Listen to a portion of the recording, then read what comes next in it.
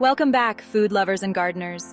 Today, we're sharing delicious ways to use your homegrown Sweet Million and Sun Gold cherry tomatoes.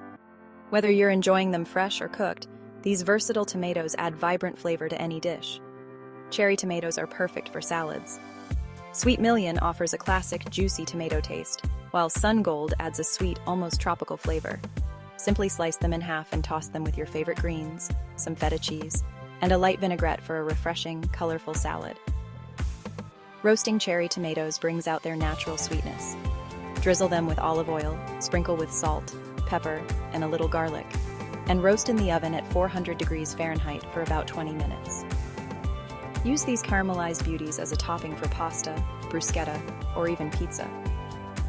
For a quick appetizer, try threading Sweet Million and Sun Gold tomatoes onto skewers with mozzarella and basil for a vibrant caprese skewer. You can also blend them into a fresh tomato sauce, or add them to stir fries and omelets for a burst of color and flavor. With their sweet, versatile flavors, Sweet Million and Sun Gold cherry tomatoes are a fantastic addition to countless dishes. Try these ideas and get creative in the kitchen.